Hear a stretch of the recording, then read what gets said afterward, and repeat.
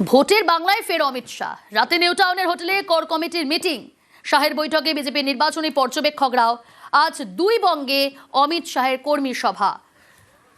ভোটের বাংলায় একই দিনে আজ দক্ষিণবঙ্গ ও উত্তরবঙ্গ অমিত শাহের কর্মী সভা রয়েছে। আজ বারাকপুরের আনন্দপুর মাঠে কর্মী সভা।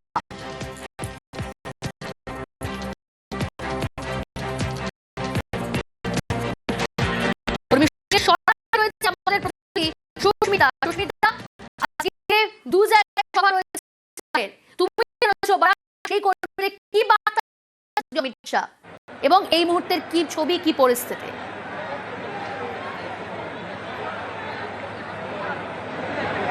দেখো, ব্যারাকপুরের মাটি অত্যন্ত গুরুত্বপূর্ণ মাটি আগামী 26-এর নির্বাচনের আগে বিজেপির কাছে, এবং সেই ব্যারাকপুরে আনন্দপুরীর মাঠে আর কিছুক্ষণের মধ্যেই কেন্দ্রীয় স্বরাষ্ট্রমন্ত্রী অমিত শাহ তিনি উত্তর 24 পরগনা বিভাগের কর্মী সম্মেলন শুরু করবেন, যেখানে মূলত 4টি লোকসভা কেন্দ্রের বা বিভাগের যারা কর্মী সমর্থক তারা উপস্থিত থাকবেন। বারাসত, বসিরহাট, বনগাঁ এবং ব্যারাকপুর।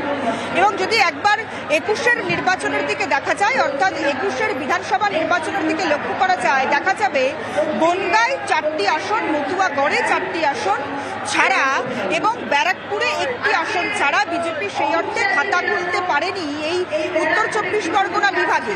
এবং এই মুহূর্তে বিজেপি নেতৃত্ব অন্তত মনে করছে যে বারাসত তাদের সম্ভাব্য সিট, বারাসত এবং তার সঙ্গে বসিরহাটের সন্দেশখালী এবং বেশ কিছু বিস্তীর্ণ এলাকায় তারা আসন জিততে পারে। সাংগঠনিক শক্তি আগের থেকে মজবুত হয়েছে।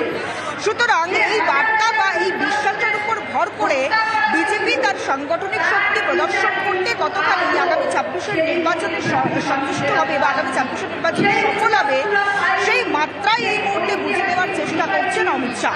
এবং সে কারণেই আজকের কর্মী সম্মেলনে আমরা দেখতে পাচ্ছি বনগাঁ, বসিরহাট, বারাসত এবং ব্যারাকপুর এই 4টি লোকসভা কেন্দ্রের যারা কর্মী সমর্থক রয়েছেন, শক্তি কেন্দ্র, বুথ, মন্ডল স্তরের কর্মী রয়েছেন, তারা এসে উপস্থিত হয়েছেন। এবং ইতিমধ্যেই মঞ্চে শান্তনু ঠাকুর, সুব্রত ঠাকুর থেকে আরম্ভ করে একাধিক যারা নেতৃত্ব তারা এসে উপস্থিত হয়েছেন। লকেট চট্টোপাধ্যায়কে দেখতে পাচ্ছি, আমরা অমিতাভ চক্রবর্তীকে দেখতে পাচ্ছি। এবং মঞ্চের ছবিটা একবার দেখানোর চেষ্টা করি, যেখানে দেখতে পাচ্ছি এই মুহূর্তে লকেট চট্টোপাধ্যায়, ফাল্গুনী পাত্র তারা উপস্থিত রয়েছেন। এবং যে কথা বারবার বলছিলাম যে বনগাঁর ক্ষেত্রে অন্তত বিজেপির কাছে একমাত্র চ্যালেঞ্জ মতুয়া ভোট, যেটাকে বিজেপি তার নিজস্ব ভোট ব্যাংক বলে মনে করে।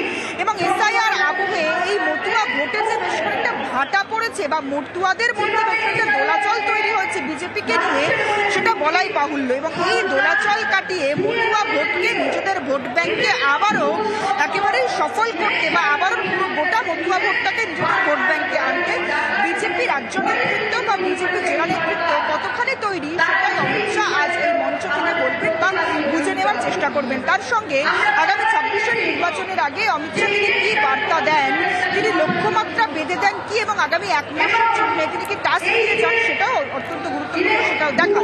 তার কারণ আমরা ডিসেম্বরের 31 তারিখে দেখেছি কলকাতা মহানগরীর সঙ্গে যে কর্মী সম্মেলন ছিল, সেখানে 2/3 আসন জয়লাভের টার্গেট দিয়েছিলেন অমিত শাহ। এবং সেই মোতাবেক আজ অমিত শাহ কি টার্গেট দেন, আজ অমিত শাহ তিনি কি লক্ষ্যমাত্রা বেঁধে দেন, উত্তর 24 একেবারে কর্মীদের উদ্দেশ্যে কি বার্তা দেন অমিত শাহ, সেদিকে অবশ্যই নজর। দক্ষিণবঙ্গের পাশাপাশি উত্তরবঙ্গেও তিনি কর্মী সভা করবেন, যেমনটা জানাচ্ছিলেন আমাদের প্রতিনিধি। বাগডোগরা 4 সাংগঠনিক জেলার কর্মীদের নিয়ে সভা করবেন অমিত শাহ।